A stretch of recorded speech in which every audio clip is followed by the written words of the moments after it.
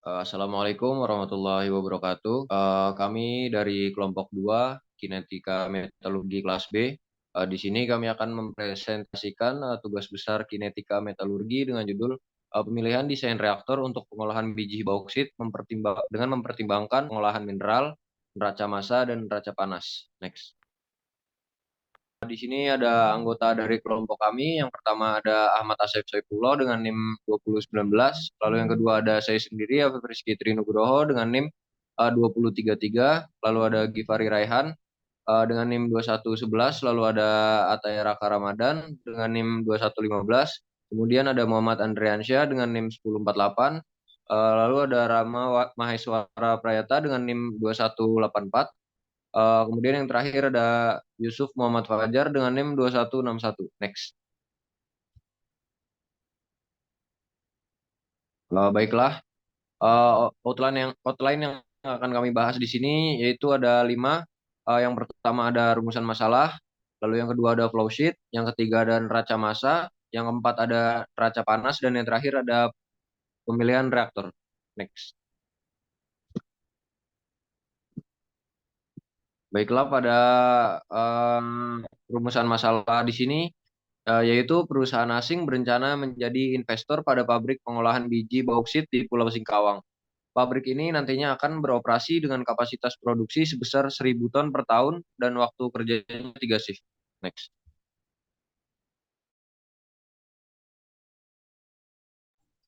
Oke, selanjutnya plausit pada percobaan kali ini yaitu kita menggunakan biji bauksit. Seperti yang kita ketahui bahwa biji itu merupakan bahan galian yang berisi campuran mineral, yang mineral berharganya itu diekstraksi dari mineral pengotor dengan teknologi dalam waktu tertentu.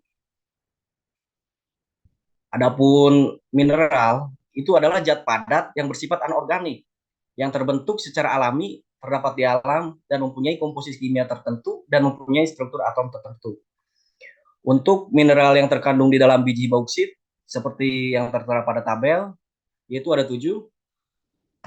Yang pertama, itu ada Al2O3 dengan kadar 52,07%, selanjutnya Na2O dengan kadar 1,37%, yang ketiga ada Fe2O3 dengan kadar 11,56%, selanjutnya ada SiO2 dengan kadar 3,32%, yang kelima ada TiO2 dengan kadar 1,60%, kemudian ada CaO dengan kadar 0,92%, kemudian ada LOI dengan kadar 29,16%.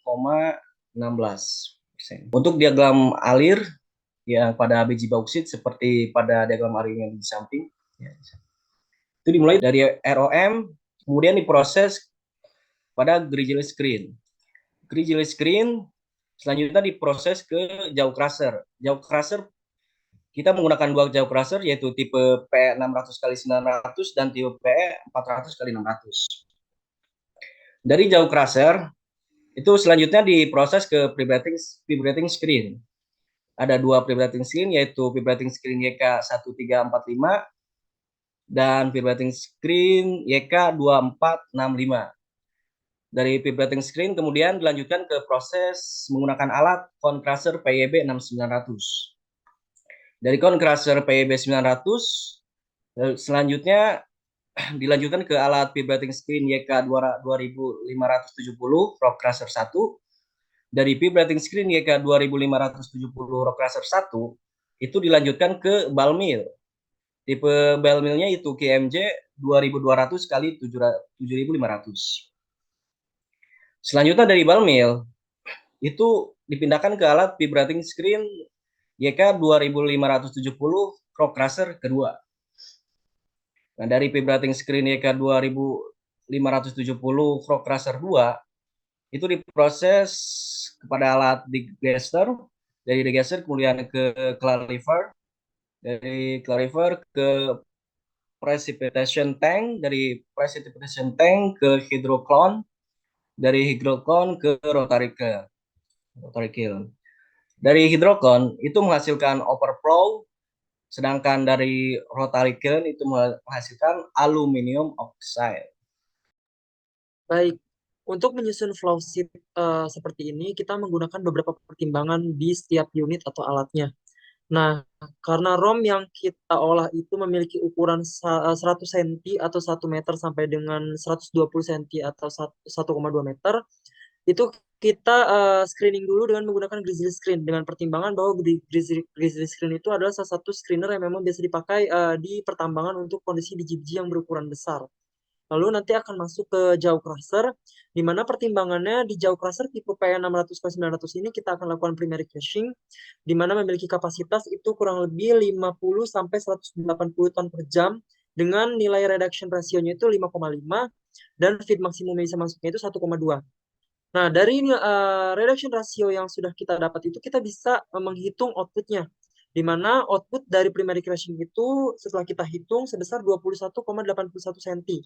Nanti masuk ke vibrating screen, di mana pertimbangan ya kita menggunakan vibrating screen tipe YK2465 ini karena vibrating screen tipe ini itu bisa men-screening dengan efisiensi 70,9% itu dengan ukuran maksimum feednya 18 sampai 22 cm.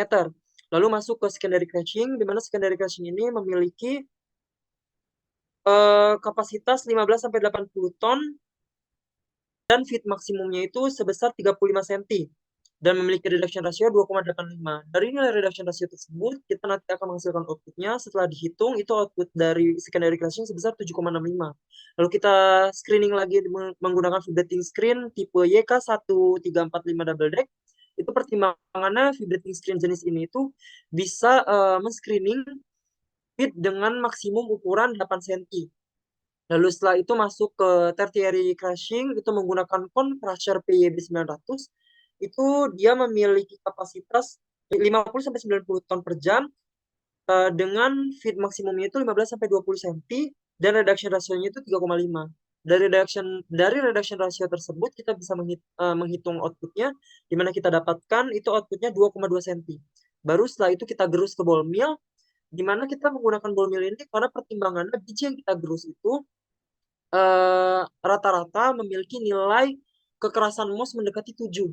Seperti itu. Salah satunya kan pengotor dalam bauksit ini ada kuarsa ya 7. Nah, supaya lebih efektif maka digerus menggunakan ball mill, di mana bola-bola bajanya itu berdasarkan literatur yang kita dapat memiliki kekerasan 780 VHN atau setara dengan 6-7 MOS. Lalu baru masuk ke vibrating screen lagi tipe YK2570. Pertimbangannya karena pada tipe ini vibrating screen ini bisa men-screening dengan ukuran kurang lebih 0 sampai 5 mm. Di mana hasil dari ball mill itu kan kita menggerusnya nanti hasilnya itu 35 mesh.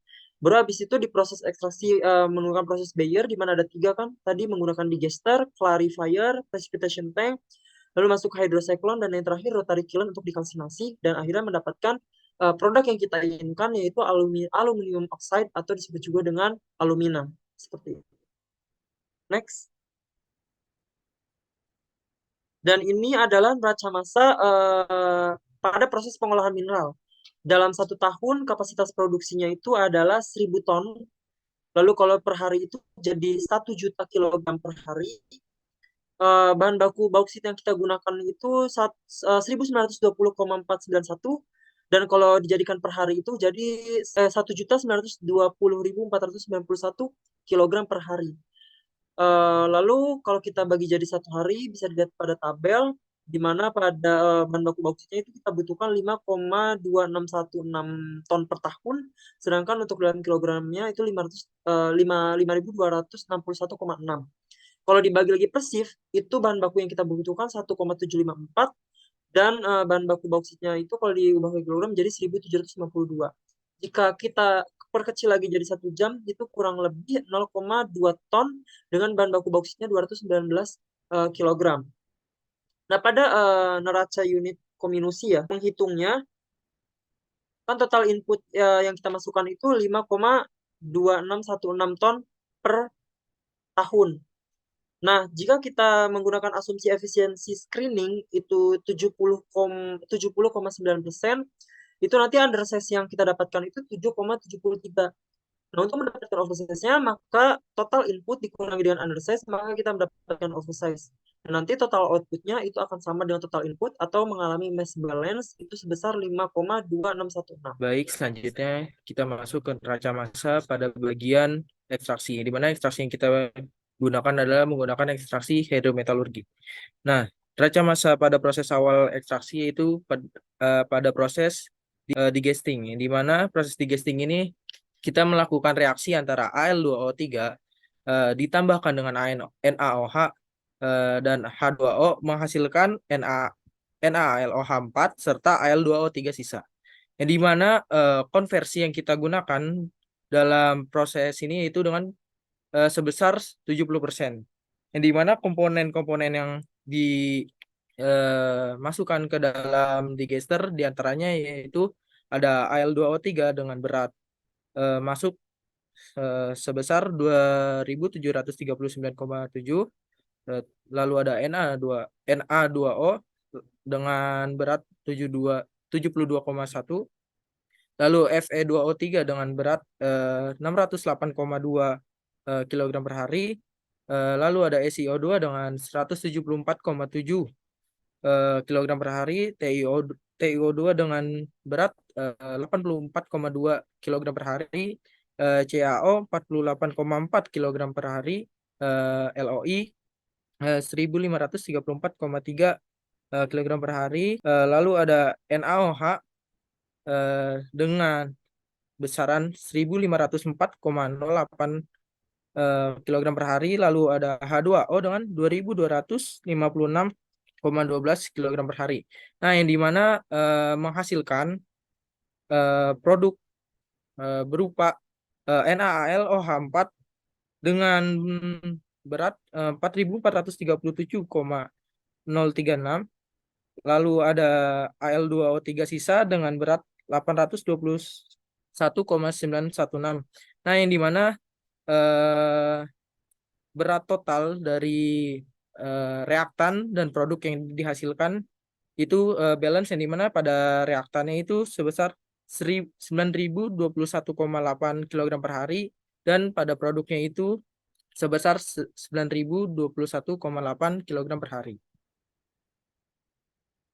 Berikutnya kita masuk ke neraca massa pada clarifier, yang dimana clarifier ini kita menggunakan efisiensi sebesar 98,6%, yang dimana clarifier ini berguna untuk proses pemisahan antara natrium aluminat dengan red mud yang tadi dihasilkan pada proses digesting, yang dimana yang dimasukkan pada clarifier itu pada komponennya itu ada NaLOH4, ada Na2O, Fe2O3, SiO2, TiO2, CaO, LOI, H2O, serta Al2O3 sisa. Yang dimana berat-berat masing dari komponen tersebut diantaranya sebesar 4.437,04, 72,1, 608,2, 174,7, 84,2, 48,4, 1.534,3, 1.240,9, 821,916, yang dimana apabila kita totalkan itu sebesar 9.021,7 kg per hari, yang dimana output yang didapatkan pada proses ini yaitu sebesar pada setiap komponennya yaitu 4.374,9 untuk Na2O sebesar 1, Fe2O3 8,6, SiO2 2,4, TiO2 1,2, CaO 0,7, LOI 21,5, H2O 1.223,5, Al2O3 sisa 11,6. Selain itu juga pada red mud sebesar tiap komponennya itu ada NaLOH4 62,1, Na2O 71,1, Fe2O3 599,7, SiO2 172,3, TiO2 83, CaO 47,7, LOI 1512,8, H2O 17,4, Al2O3 sisa 810,4, yang dimana total input serta output ini menghasilkan balance ataupun hasil yang sama, yang dimana sebesar 9.021,7. Baik, selanjutnya terdapat neraca massa pada proses presipitasi menggunakan precipitation tank, yang mana pada proses presipitasi ini reaksi yang terjadi itu bertujuan untuk mengkristalkan natrium aluminat atau NaLOH4 menjadi Al2O3 3H2O. Pada proses presipitasi ini, konversi yang digunakan sesuai dengan literatur yaitu 90%, yang mana input yang digunakan itu dengan memiliki total 4.400,2 kg per hari, yang mana di dalamnya itu terdapat NaLOH4-nya sebesar 4.374,9 kg per hari dengan komponen-komponen lainnya seperti Na2O, Fe2O3, SiO2, TiO2, CaO, dan Al2O3 sisa. Dari konversi 90% pada proses presipitasi ini menghasilkan NaOH yang terbentuk sebesar 1.334,8 kg per hari dan Al2O3 3H2O yang berhasil terkristalisasi sebesar 2.602,86 kg per hari. Sehingga total dari input dan outputnya itu seimbang atau balance sebesar 4.400,2 kg per hari. Baik, selanjutnya di sini terdapat neraca massa pada hydrocyclone. Pada hydrocyclone ini berfungsi untuk memisahkan antara Al2O3 3H2O yang berhasil dikristalisasi dengan larut NaOH dengan efisiensi berdasarkan literatur itu overflow-nya sama dengan 80% dari liquid feed ditambah dengan 1,3% dari solid feed, dan underflow-nya itu didapatkan dari feed dikurang dengan flow. Pada hydrocyclone ini input yang digunakan tuh totalnya 4.400,15, yang mana di dalamnya itu terdapat komponen Al2O3 yang berhasil terkristalisasi pada proses presipitasi tadi sebesar 2.602,86. Selain itu juga terdapat NaOH yang terbentuk pada proses presipitasi tadi sebesar 1.334,8 dan komponen-komponen lainnya seperti NaLOH3 yang sisa pada proses presipitasi, Na2O, Fe2O3, SiO2, TiO2, pun CaO, dan Al2O3 sisa. Pada hydrocyclone ini outputnya terbagi menjadi dua, yaitu overflow yang merupakan larut NaOH yang akan dibuang, dan underflow yang merupakan kristalisasi Al2O3 3H2O, yang mana pada output ini NaOH yang berhasil dimasukkan dalam overflow itu sebesar 1067,84, dan sisanya itu masih terbawa ke underflow karena efisiensinya hanya 80% dari liquid feed, sehingga dia masuk ke underflow sebesar 266,96 kg per hari. Terus Al2O3 3H2O yang berhasil ke underflow itu sebesar 2.569,02, yang nantinya akan dilanjutkan pada proses kalsinasi pada rotary kiln. Nah, selanjutnya di sebelah kanan terdapat neraca massa pada proses kalsinasi dengan rotary kiln. Dengan input yang digunakan itu adalah Al2O3 3H2O yang berhasil dipisahkan pada hydrocyclone dengan totalnya 2.569,02. Nah, reaksi yang terjadi pada proses kalsinasi ini tuh adalah Al2O3 3H2O akan membentuk alfa Al2O3 atau alumina yang dihasilkan dengan menguapkan H2O. Untuk konversi pada proses kalsinasi ini sebesar 90%, mohon maaf jika tidak ditampilkan. Output yang pada rotary kiln ini menghasilkan alfa alumina sebesar 1965,54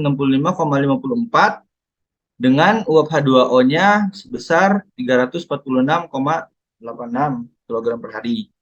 dengan Al2O3H2O sisanya sebesar 256,68. Dari alfa alumina yang didapatkan, dapat dihitung recovery yang dihasilkan dengan membagikan antara jumlah alfa alumina yang didapatkan dengan kadar alumina pada feed dikalikan dengan 100%. Pada kasus ini, alfa alumina yang didapatkan sebesar 1965,54 kg per harinya, dibagikan dengan kadar alumina pada feed sebesar 2.739,7 kg per harinya, dikali 100% akan mendapatkan nilai recovery sebesar 71,74%.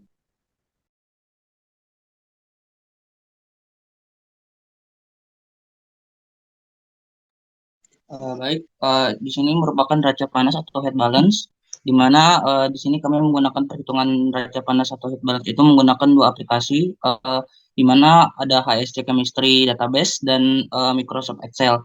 Untuk HSC Chemistry Database ini kami menggunakannya untuk mencari data-data pendukung dari CP. Dan untuk Microsoft Excel kita menggunakan untuk mengolah data aliran masuk dan keluar dari tiap-tiap tahapan, di mana pertama kita mencari data-data pendukung untuk mencari CP, di mana menggunakan HSC Chemistry Database.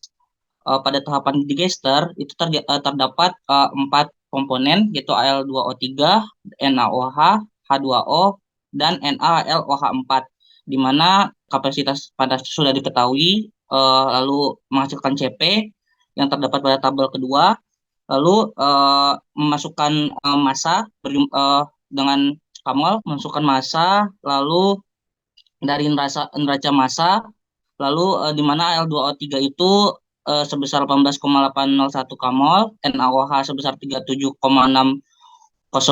kamol, H2O 56,403 kamol, NaLOH4 sebesar 37,602 kamol, di mana dijumlahkan delta H1-nya menghasilkan 13524551241 sebagai aliran panas masuk pada digester. Kemudian yang kedua itu aliran panas keluar pada digester, di mana itu memasukkan lagi sama seperti pada aliran panas masuk digester, itu Al2O3 itu sebesar 18,801 masanya, lalu NaOH 37,602 kamol masanya, H2O sebesar 56,403, lalu NaLOH4 sebesar 37,602, lalu dikalkulasikan delta H2-nya menghasilkan 135,135,3441.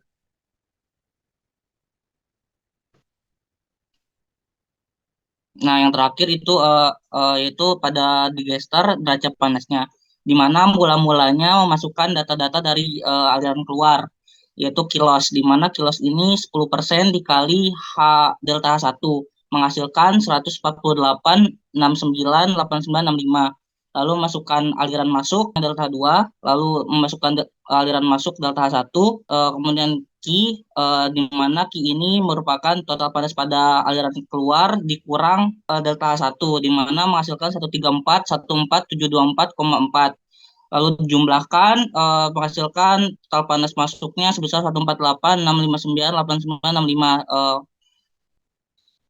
Seperti dilihat bahwa pada digester ini merupakan neraca panas balance.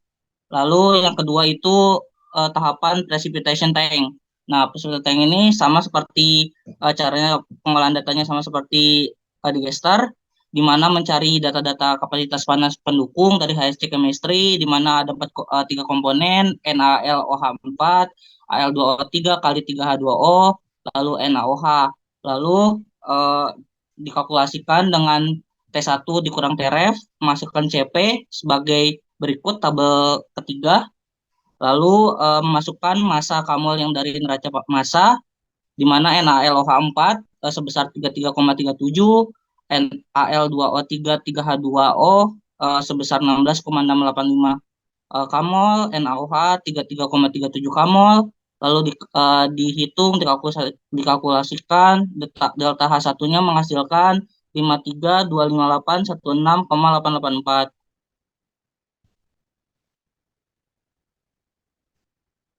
Selanjutnya yaitu aliran panas yang keluar pada precipitation tank, yaitu yang pertama itu dari komponennya terlebih dahulu, di mana terdapat 3 komponen, ada NaOH4, ada Al2O3 dari 3H2O, dan NaOH dengan masanya itu 33,37 kamol, 16,685 kamol, dan 33,37 kamol.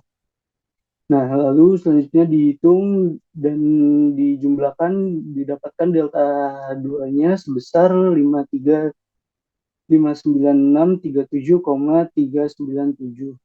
Nah, selanjutnya itu mencari neraca panas pada precipitation tank, di mana komponennya itu ada NaLOH4, selanjutnya ada Al2O3, 3H2O, lalu ada NaOH, lalu ada Ki beserta kilos.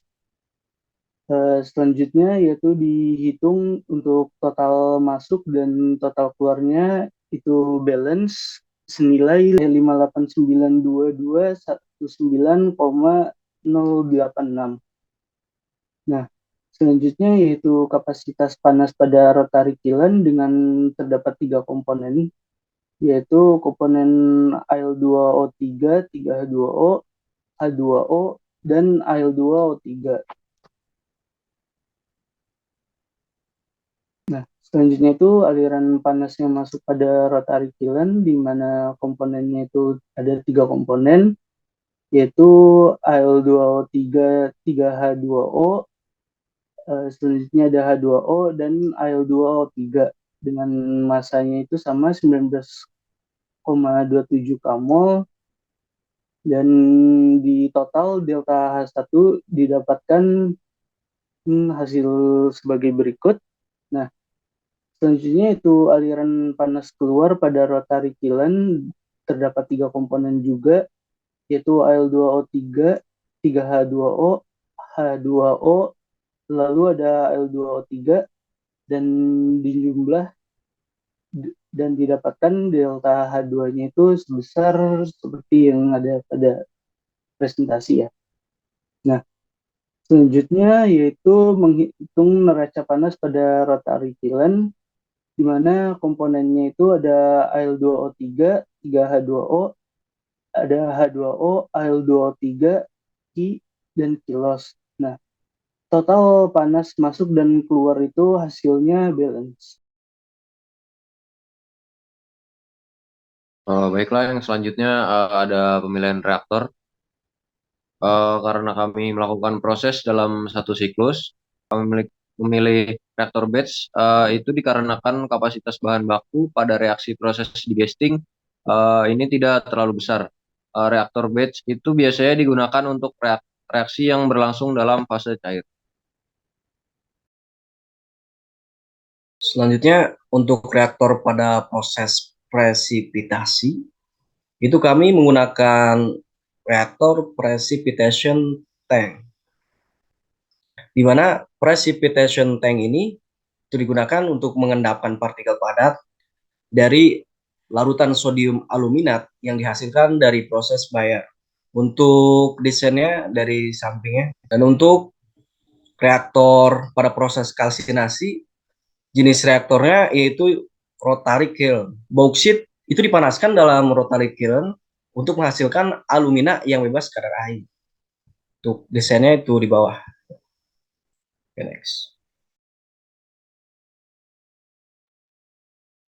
Baik, selanjutnya itu ada perancangan dimensi pada reaktor, yang dimana perhitungan dimensi reaktor pada batch reaktor itu kita menggunakan perbandingan tegak lurus antara diameter dengan tinggi reaktor sebesar 1:3, yang dimana mula-mula kita mencari densitas dari setiap komponen, lalu kita campurkan, lalu didapatkan densitas campuran sebesar 8.580 kg per meter kubik, lalu dengan massa total dari tiap komponen sebesar 9.021,8 kg, lalu ada volume total yang didapatkan yaitu sebesar 1,05 meter kubik.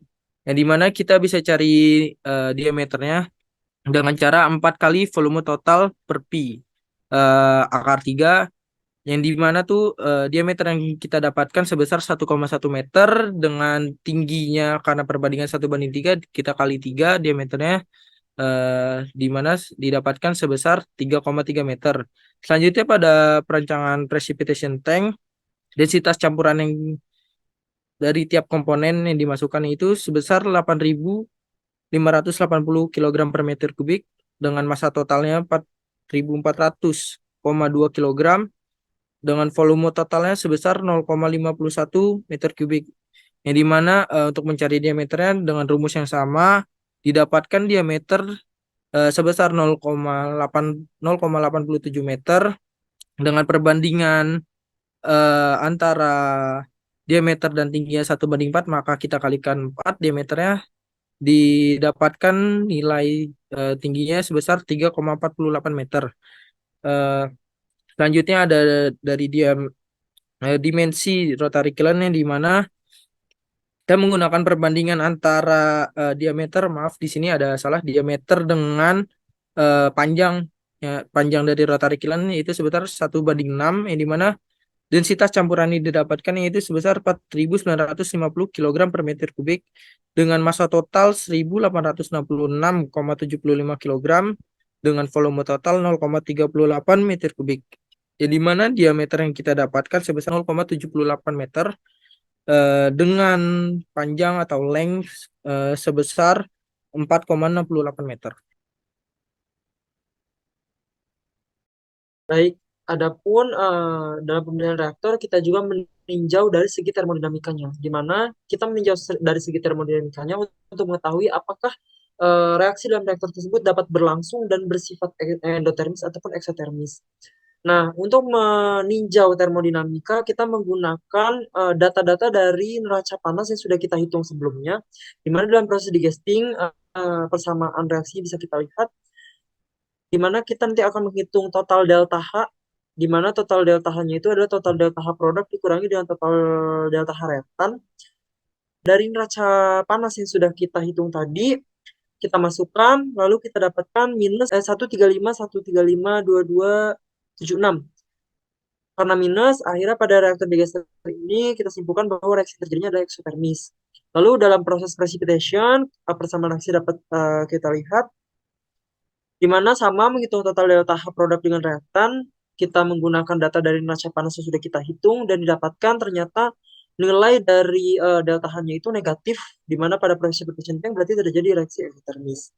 Lalu yang terakhir pada proses kalsinasi, persamaan reaksinya bisa kita lihat, di mana total delta H itu sama juga delta H produk dikurangi reaktan, dan kita dapatkan delta H-nya itu ternyata positif 5,04003 kali 10 pangkat 12. Jadi kita simpulkan bahwa pada rotary kiln ini terjadi reaksi endotermis.